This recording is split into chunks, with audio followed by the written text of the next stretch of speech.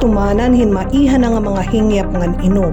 Ini ang naging pahayag ni Minority Leader ngan 4-piece Party List Representative Marcelino Libanan didahan inaugurasyon han Eastern Samar State University College of Medicine nga ginbuhat kakulog. As the author of the bill establishing Eastern Samar State University College of Medicine in both the 19th and the present 20th Congress, seeing this dream finally become a reality. When it becomes a reality, fills my heart with gratitude and pride. This is more than inauguration of a new building.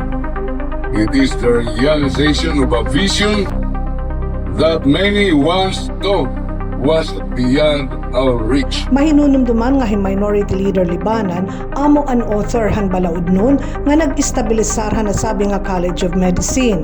Darahini diri na yan kinahanglan nga kumadto pa iba nga lugar iton mga estihanon nga interesado maging doktor. Makakabulig ini para makaproducer hin mga doktor din hiha Eastern Samar nga magsiserbi hiton ira mga igkasi estihanon. Para naman kan Dr. Andres Pagatpatan, Presidente hiton ESU, bawian maihangan makuring nga mga pag-inandamon para hini. Dako iton iya pasasalamat hangatanan nga mga nagburublig para matuman ini nga hingyap tikang han pag-constructan building nga dahan procurement hiton magkaiba-iba nga mga pasilidad. Services, many municipalities still face challenges in accessing adequate medical care.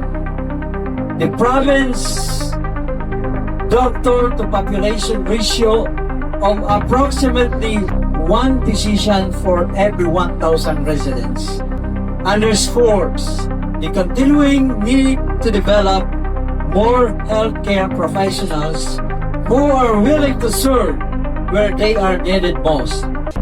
For many years, young men and women who dreamed of becoming doctors para naman maaghat iton mga batanon nga mag-eskwela pagkadoktor, may ada mga igin-o-offer nga scholarship programs. Sumalak ang Governor R.V. Ivardone, itong gobyerno probinsyal in may ada nanapulo nga scholarship slots, yana nga tuig, ngan dudugangan ini didahiton sunod nga tuig. May ada gihapon pareho nga programa iton iba-iba nga mga local government units din hiha Eastern Samar. No, the province has committed to give 10 scholars. But not just limited to 10. Siyempre, magtitigang kita ng 10. And the next year, 10 will become 20. The following year after that, 10 will become 30. No? So every year, mag-additional tayo. 10 scholars additional every school year for the College of Medicine. So that we can encourage yung mas damo ito natong mga students nga makakasalod yan, magiging doktor din itatong probinsya. Kasi dako ini nga kinahanglanon naton. Kakulop durante han inaugurasyon, ginbuhat gihapon ang unveiling han College of Medicine logo ngan igin pagawas ang first batch iton mga kwalipikado nga applicants para iton Doctor of Medicine program. Target nira in 50 nga mga enrollees nga makomponer hiton pioneering class.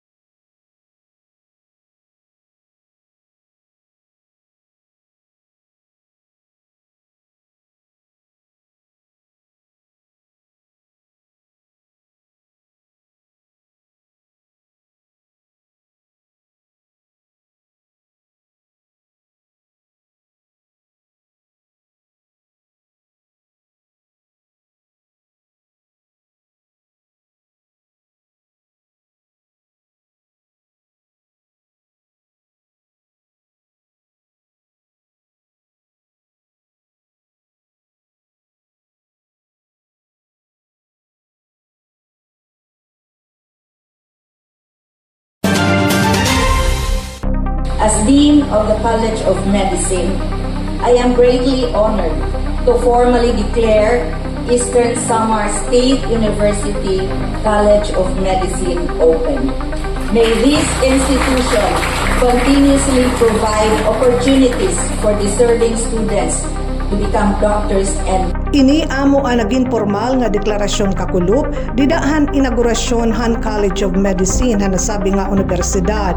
Hi Dr. Maria Luisita Caturza amo iton din hiton College of Medicine ha ESU. Sering paniya, diri ilaan okasyon kakulup pag inaugurar hin bago nga academic program kundi katumanan hinhingyap hindamo nga mga tao para mapadukwag iton serbisyo panlawas pinaagi hindi kalidad nga medical education. Iton College of Medicine in padayon pa nga nakarawat hin mga aplikasyon hiton mga naghihingyap nga maging doktor. Samtang kakulup, gin karawat gihap nira Dr. Andres Pagatpatan, presidente hiton ESU, nga nira Dr. Caturza nga iba pa nga faculty han College of Medicine ang certificate to operate tikang han Commission on Higher Education. Ini ang nagahatag hin permiso nga mag-operate na iton college pinaagi hiton Resolution 402-2026 usa nga resolusyon nga nag-aprobar paghatag han government permit nga dahiton ESU Borongan para mag-operate iton first and second year levels iton College of Medicine epektibo iton academic year 2026-2027. Kakulupigin presentar gihapon ang first batch han mga qualified applicants para iton Doctor of Medicine program. Didahan na una nga pakikipaghimang rawan ST News na hibaruan nga igintakda iton pagtikang hiton klase niyan hiton Agosto 10.